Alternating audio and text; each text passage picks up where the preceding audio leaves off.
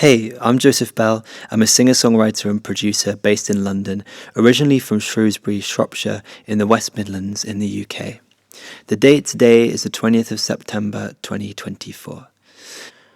Shrewsbury is a nice, quiet, pretty town with lots of Tudor architecture, nice cafes. It was a good place to grow up, but like a lot of people who grow up in small towns, I always had that feeling of wanting to escape, to get out and see a bit more of the world. My dad was a boarding housemaster, which meant that as a child I had quite an interesting place to grow up. I grew up in a boarding house with 80 kind of teenage boys on the other side of us. So from a young age, I always had a lot of people around, I guess.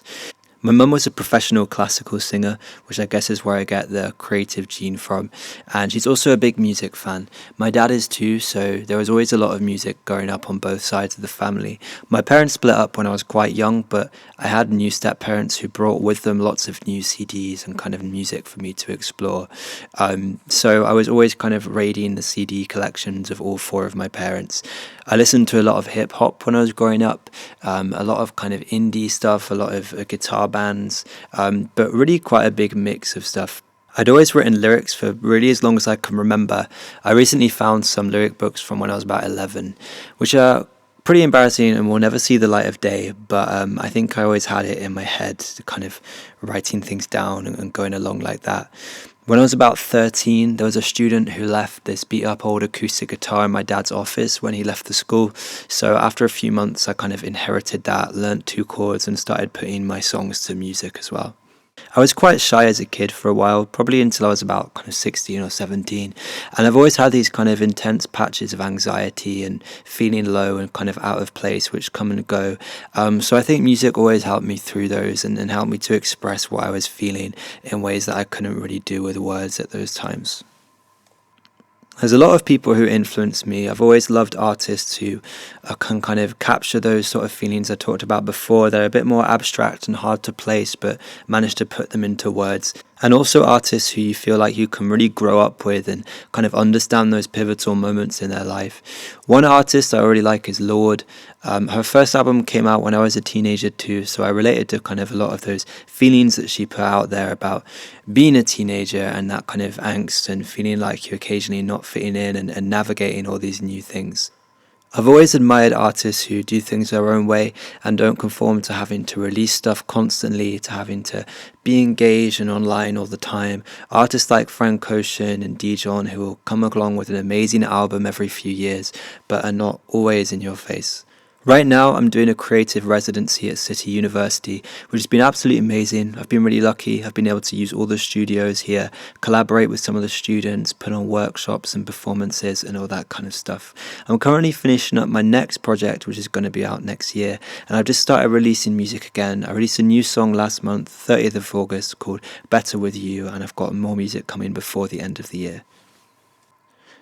I think the biggest challenge for me as a musician is trying to detach myself from my music and not kind of put all my self-worth and self-esteem into the stuff that I put out and create.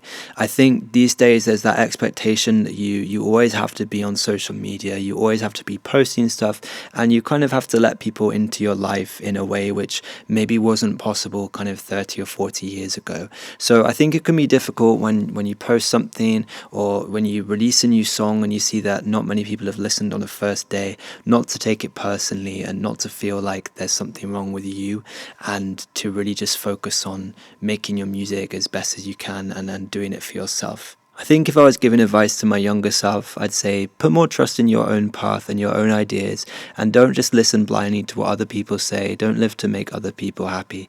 I think really not many people have it figured out, if anyone at all, and everyone does stuff differently. So just be confident in that and own the things that make you happy and that you want to do. I feel like my songwriting is fairly conventional. I generally tend to start with the music and then I come up with the lyrics after, but I always have a few ideas stored away of things that I'd like to write about, things that I've noticed.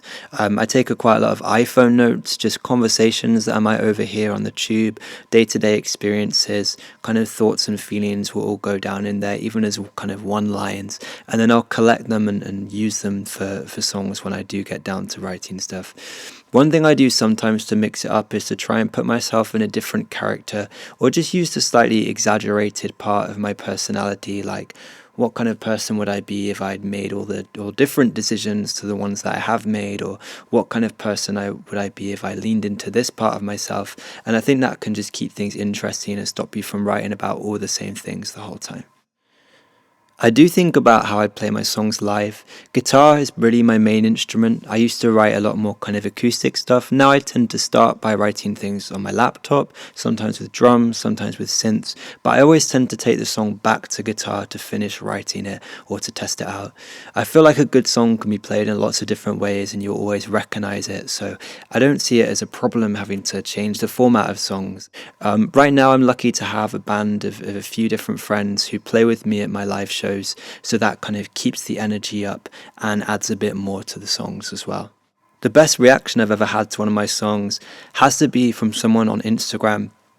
A year or two ago, maybe more than that now, I posted a little reel of one of my songs, Overload, and someone at the time messaged me and said, "I just found your song on Instagram and I really love it." Fast forward a year or two later, she sends me a message saying, "I've just got those lyrics tattooed on my arm." So that's pretty wild, because sometimes when you put stuff out on social media, it feels like no one really listens or no one really picks it up. But just to know that someone stumbled across that little video I made and it meant so much to them that they got the lyric tattooed is pretty amazing. In terms of what I want people to take away from my music, that varies from song to song. But when I listen to music, my favorite songs are the ones that let me know that other people are feeling the same things that I am, that everyone goes through the same stuff, and finding those songs that really perfectly capture the emotions that you weren't really sure how to put into words before. So when I write a sad song or a song about anxiety, or whenever it's something from a low moment, then that's what I kind of want to do. I want to open up a space where people going through the same thing can kind of feel seen and kind of relate to that as well.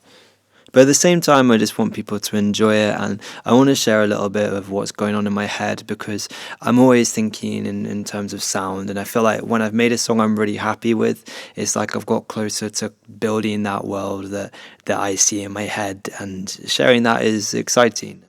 You can find me on socials at Joseph Bell Tunes, that's CHOONS, and I've got another new song out before the end of the year. I've also potentially got a big gig coming up. The date's not completely decided yet, but hopefully it'll be in the next couple of months. So if you want updates on those things, then please follow me, say hi, and I hope you have a great day.